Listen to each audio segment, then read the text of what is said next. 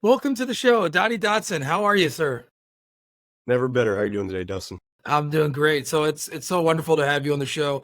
I found out about you and what you're doing. I thought it's such a unique, exciting thing that you're doing. So I can't wait to find out more about your journey and what you're currently doing. So could you please briefly introduce yourself and a little bit more about what you do? Yeah, for sure. My name is Donnie. I am the CEO and founder of Carry, and we are a platform for up and coming, very talented professional athletes who are trying to make the top tours in pro golf. But it's an expensive endeavor, and so how can we help them with the financial runway they need to train and compete the right way by sourcing that capital from individual investors as well as corporate sponsors? So there's a lot to cover here. But I want to first start with talking about your experience and how you got to this point. Can you talk a little bit about your early journey? Like, what were you doing? Like, where'd you grow up and what were you doing in your formative years? Can you hear me? Yeah, I'm sorry. It keeps freezing. You keep freezing. Can you hear me okay? I can hear you great. Okay. Yeah. I think I missed the back end of the question, but I heard you asking about a little bit background, how we got going. Is that correct? I want to hear about your formative years. Before you got to carry, Sure. what was your career path and what were you interested in your formative years growing up? Yeah. So my career started in the national security space. I was a Marine straight out of high school, partly because I was 17 going on 13 and needed a little bit of growing up. Mm. I also wasn't nearly as good of a high school football player as I thought. So I enlisted into the Marine Corps on a bit of a whim in '99. That the world did look quite different back then.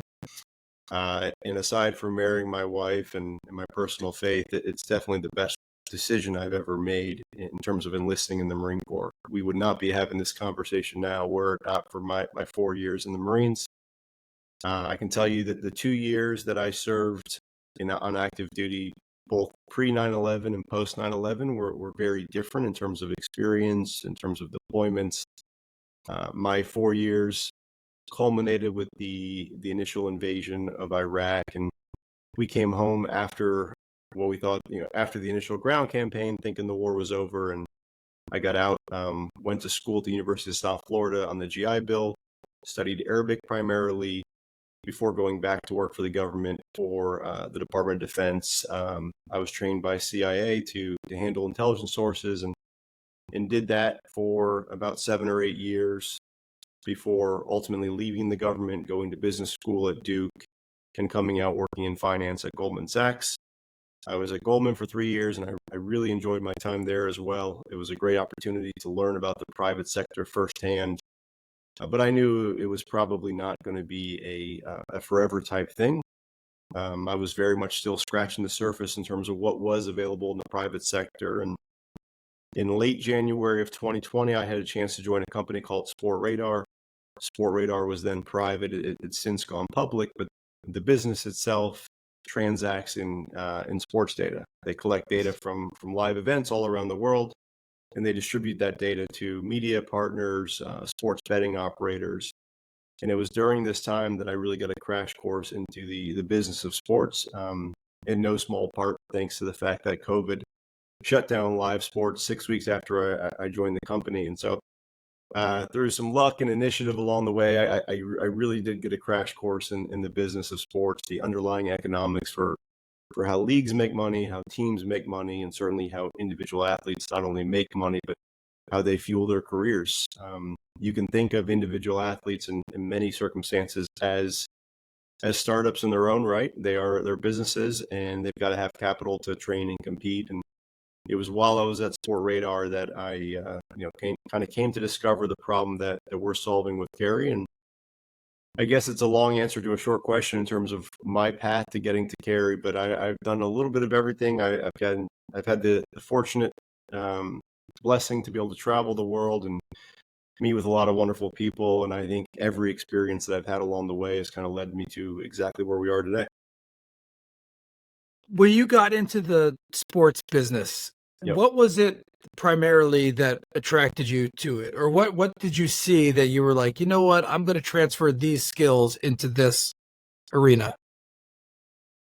I played, I think, every stick and ball sport growing up. I grew up in South Florida, so sports are pretty much year round, and I've always been a super fan. I like having people or a team to cheer for, and the ability to kind of work in the industry, right? I long thought that my dream job was what I was doing as a civil servant in government service. I really liked the role and responsibility I had in terms of finding and managing intelligence sources on behalf of the U.S. government. But once I was in that position and once I got married and priorities shifted, I realized that wasn't what I wanted to do, forever. And if you would have said, "Hey, what's one thing that you really love?" I would have said either playing or certainly watching sports. And so the chance to find a job within the industry for a fast-growing company and to be able to learn, during a very turbulent time within not only sports but certainly all sectors of society, was a great chance for me to pivot from finance and led me to where I am now. In your experience, especially with the military, but then also with finance, maybe some of the DoD experience as well, has there been one thing over another or a few things that were most beneficial into what you're currently doing now for your role? And the reason I ask you this is similar to your statement about a dream job, right? Yeah. And like what that looks like. A lot of people want to work in sports or they love sports, similar to what you expressed. Like, is there something that you were like, okay, if I were to tell my younger self, it would be to focus more on X, Y, and Z? Are there any of those things? Um, the easy answer is to focus on relationships. That has definitely been the through point for everything I've had the chance to do. Even as a junior Marine team leader, right? The ability to effectively manage up and down and to build um, the kinds of relationships that do promote mutual trust and desire to want to help each other. That's been kind of a core thread. Probably a bigger life lesson that I've learned along the way through my own journey. I used to kind of tell myself this fairy tale a bit about how I was a self-made person. My parents didn't have a lot of means growing up. Again, I used the GI Bill to put myself through college, and early in my professional career, I had someone tell me like, "Hey, I know a bit about your story. It sounds like you kind of really," his exact quote was, "You really picked yourself up by the bootstraps and kind of made a way for yourself." And in the moment, this was someone senior who I really respected, and it was nice to be able to say, "Yeah, good job, Donnie. You did all these things." But as I've learned, 20 years later, and which really is the underlying reason for the name Gary, is that I don't care what your starting circumstances are. I don't care what adversity you've had to overcome, and I know there are incredible challenges out there that people have overcome. If you've had any kind of success in life at all, you've never done it alone. Somewhere along the way, people have invested in you, whether it was monetarily, mentorship, it could be a teacher, a pastor, a rabbi, it could be a spouse, parents, you name it. Somewhere along the way, someone, and probably more than someone, probably some people have invested in you and have played a role in your success, however indirect it may be. And so this idea that at different times in your life, people will help carry you towards success, and at the same time, at different times in your life, hopefully you will help carry others towards success, has been something I've learned personally over the last 20 years, and it may not be exactly a one for one experience from each stop on the journey, but it's something that has been um, a lesson throughout the career. Were there any people that stand out? And now that you're thinking about this, were that in your journey that you were like, okay, this was the person that was most impactful along these stops? Yeah, I mean, I definitely had, I can think of my youth pastor growing up in my church, high school football coach who played a central role in my early development, countless leaders within the Marine Corps that that set an example for what right looks like, and different bosses along the way, friends, and probably most important, my wife. Since we've been married now 12 years, she's often been the one, who sees behind the curtain when things aren't going great, and when things are going very well, she's the one, waving the flag and kind of championing me and what we're doing here with Carrie to keep pushing forward. That's amazing. That's great. So I want to talk. Let's dive into Carrie itself. So let's walk through the genesis of how this came to be. And I know a decent amount about it, but I'd love to hear you go into depth of like how this all came to be and what is your vision for the company. Yeah, it's one of these things that was probably, even before I was really aware of it, probably percolating in the background um, at different times for me. I remember we talked about Goldman. I remember when I was at Goldman Sachs at the time, it was 2017, 2018, a player for the Brooklyn Nets, Spencer Dinwiddie, was talking about how he would love to be able to essentially um, sell shares in a future contract through a bond-like instrument where you could essentially invest in his career. And there have been a lot of platforms and things that have popped up since then, but it was kind of cutting edge at the time, and it didn't really play well with the NBA, certainly pre-COVID. But I remember talking with some buddies at our desk at Goldman and just kind of brainstorming about how cool it would be to be able to invest in athletes, right? Talking with fellow sports nerds, and so that was interesting. It was kind of in the background, but certainly I had never thought about it beyond that. And then I found myself working for Sport Radar. 6 weeks after I joined the company, live sports went away because of COVID. And within golf, a sport that I love, I grew up in Florida. Golf is everywhere in Florida, but I've never been better than an average weekend handicapper at best. A sport that I love. It was tough when there was no golf to watch on the weekends, and no tournaments to follow. One of the first events to come back, during the kind of height of COVID, was not a PGA Tour event. In fact, it was this mini tour event called the Scottsdale Open, or also known as the Desert Financial Open. And this only rose to my awareness, or only became aware of it because when I was at Sport Radar, people were actually betting on this tournament. And I had some people reach out to me saying, "Hey, Donnie, we know you're a bit of a self-professed golf nerd. What is this Desert Financial Open, and why are people betting on it?" I said, I have no idea what you're talking about. Never heard of this tournament. But I go to the Rinky Dink website. I didn't know what a mini tour was, going back 4 years ago. And I go to this Rinky Dink website, and sure enough, there's 100 some odd players in the field, including a few names I recognize from the PGA Tour. And I said, well, it's a 54-hole event. I don't know who 95% of these pros are, or these players are, but I do know who Joel Damon is, who Kevin Streelman is.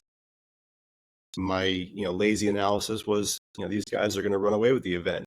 At the time, I thought there was a huge delta between those players on the PGA Tour and those who are not. And I say that now, it's almost painful to say because that's my job. But fast forward, the spoiler alert was that Joel and Kevin played well, but they didn't win the tournament.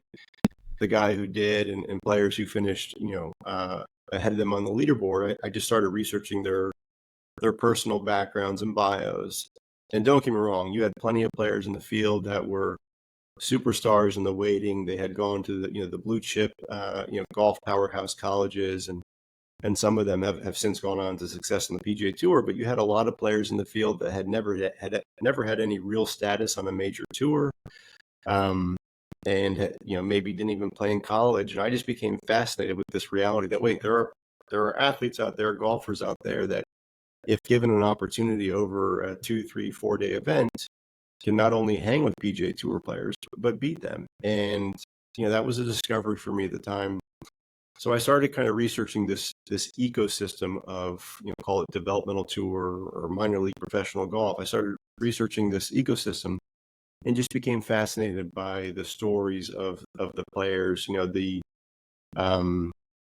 the struggle, the grind that they go through to make it, the sacrifice up front in terms of costs, and then also reading about this world of sponsoring or investing in athletes and the many flavors and variations of that out there. That was a very much a new discovery for me.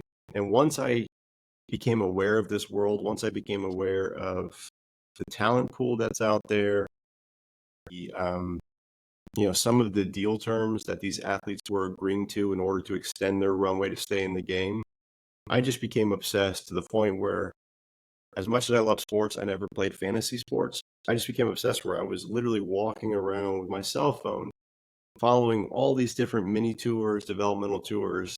And I had probably talked early on to maybe 25, 30 golfers in the space, but I was following them religiously to the point where my wife was like, what are you doing on your phone all the time? I'm like, hey, this guy Brady just shot a 64 and in some tournament in Arizona. And so I think it was the exposure to this mini tour event and the ecosystem of talent out there. And once I realized there is a lot of talent out there and that many of them have a financial need to really go about it the right way, I said, this is what I'm supposed to do. There's something here. There's a business here. And I spent some time kind of flushing it out in the background. And once I felt like I knew enough, I decided just to go all in back in April of 21. What's the biggest challenge you see for this talent? Like what is the gap there of how much they need to be successful?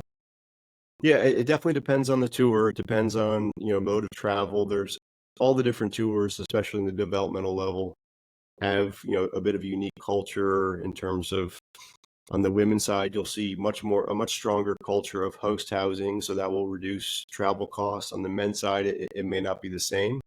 At the same time, on the men's side, you'll often find the tournaments are more geographically connected, right, in a more linear path. So you can go from Florida to Georgia to South Carolina to North Carolina, where on the women's side, you see them oftentimes, seemingly circumnavigating the globe to make tournaments. So even if there are, reduced housing or lodging costs because of host housing, the travel is still significant. So it depends on the tour, depends on number of events, depends on how they're getting around, whether they're driving or flying. But you can estimate for these developmental tours anywhere between 30 to 100K is probably table stakes to compete. And that's entry fees, that's caddies, that's, again, to and from events.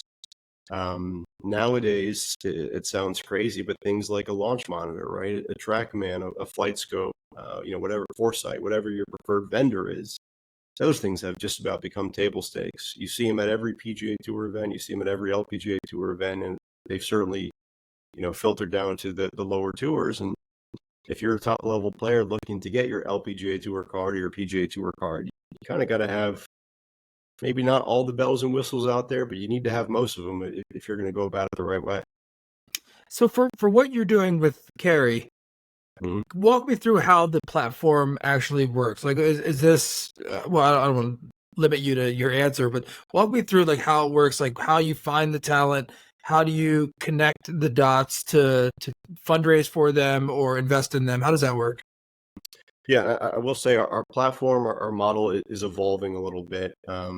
First, I'll talk about talent, right? There is so much talent out there. Right now, we focus primarily on players who are out of college, whether they just left college or maybe they've been pro for a year or two and they realize, hey, I was a stud. I did a lot of winning as an amateur, did a lot of winning in my collegiate career, but it's really tough out here and it's really expensive. And maybe any funds I had from mom or dad or maybe even my local club has kind of since come and gone, and I need some additional funding to stay in it. Originally, our model was about sourcing that capital primarily from individual investors, right? How could individuals invest in the careers of golfers in exchange for some unique access, the ability to look behind the curtain, to kind of live vicariously through these players, events, and then some upside in a small upside in their potential earnings, if they make it to the top tours.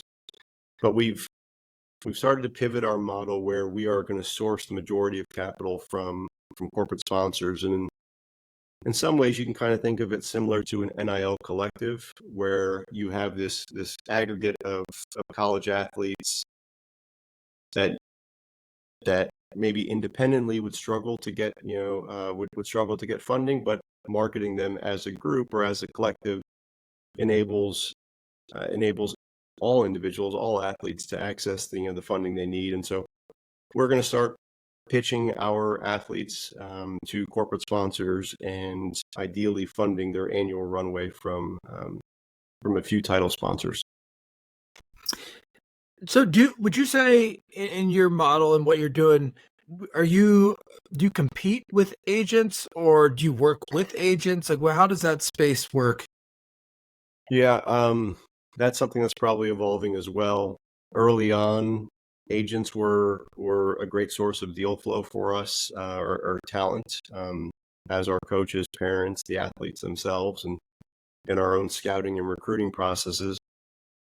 But what we found is, in many cases, and understandably so, given the industry, but in many cases, players who have an agent early in their career, often have an agent in kind of name and contract alone. Mm-hmm. The manager, the player rep may help them early on, get a starter deal from an OEM or a leading golf brand like a Titleist.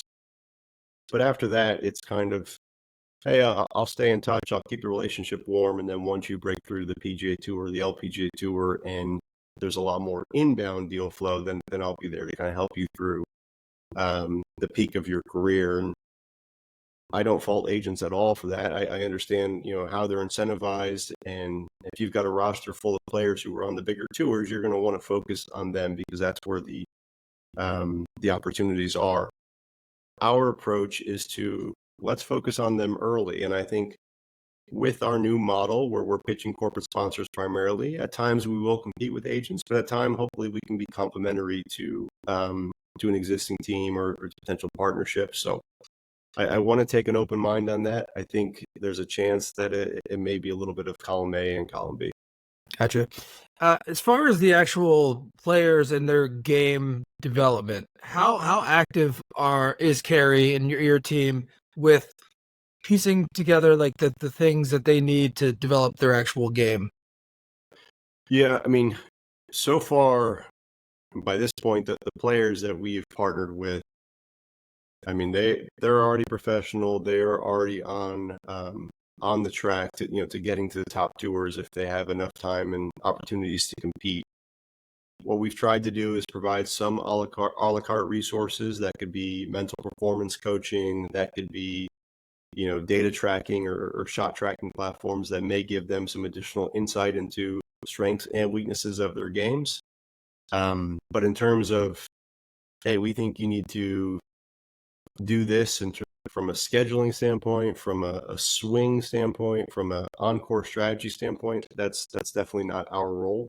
Mm-hmm. I would, as we go forward, I would like to be able to continue to add some of those a la carte services. And for players who want more, hey, it's available to you, but by no means are we directing the path that you need to take to make it. There are a million different swings out there. There are many different kind of mental mindset approaches to being successful. If they've gotten this far, and many of them, most of them have had, extremely successful careers as amateurs and early stage pros, it's not for us to interfere. We just want to make sure they continue to get reps so they can go on to, to have the career that they would, that they're destined for. To tie this into your career trajectory, now that Yep. you're saying you're leading this organization and providing that, do you draw a direct line to your approach here? Because it sounds like you're looking at things holistically, but not necessarily telling people what to do, right? Like we'll find the resources for you. They will be available, but it seems like a very maybe progressive, but it's very thoughtful and it's very. Do you draw a line between the way you have been mentored and led and learned growing up towards what you're doing now? I mean, probably no more than kind of what I alluded to earlier, where if you give people an opportunity, if you invest in them and not just monetarily, but if you invest in their success in many different ways, that you'd be surprised the kind of success people can have. Um, Hmm. I would say that's probably the only throughput for me. Starting this venture, I do see some parallels to pro golf, and what I love about it is I love people that are brave enough to bet on themselves and to chase a dream. And when you're just starting out as a professional golfer, I don't care how accomplished you were as a college player, it's really tough. There's so much talent out there. The purses they're playing, the tournaments they're playing in, have very small purses. Um, I imagine coming out of college, most of them have college degrees at 22, 23. It can be very tempting to look over the fence, so to speak, and see your buddies from college now, entry level jobs, making consistent salary, consistent wage, maybe, putting away some money in their 401k or whatever it might be. I can imagine the safety of that can be quite alluring. And so for me, I have tremendous respect for anyone who is willing to do something hard and bet on themselves. And maybe in that light, Hmm.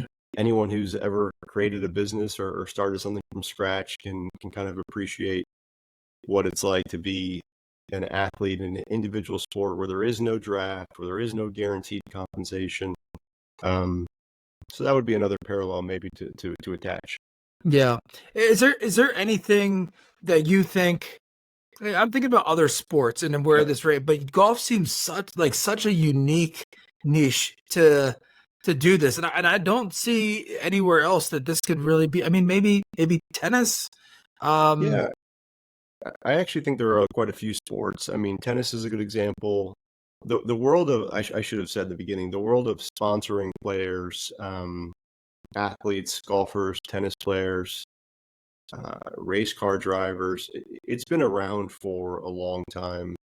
Uh, it tends to be very privatized, and the deals that are out there tend to vary wildly, right? You get most of them are structured as either some kind of loan or something that looks more like a gift. Hey, Dustin, you play at our club. We believe in you. Here's some money to get your career started. If you make it big someday, remember the club. And then there are other scenarios where, hey, Dustin, we think you're a great golfer. Here's $100,000. We'll take 50% of your earnings for the next 10 years or greater. Um, we can't be in the business of giving away free money, but we're certainly not going to be that latter scenario.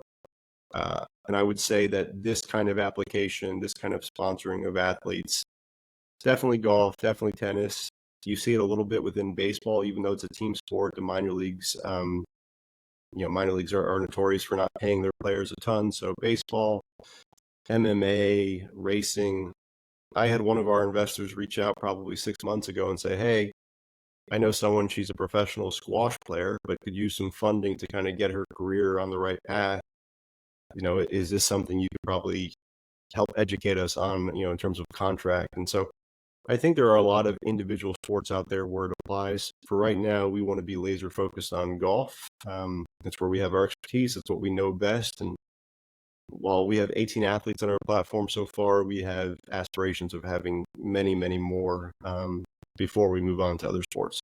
yeah, and I think that's so important to be so laser focused, and if you duplicate it or do things later, that's fine. But you perfect that recipe with that dish, and then you go out to the other dishes in the restaurant. Um, so I'll ask you this.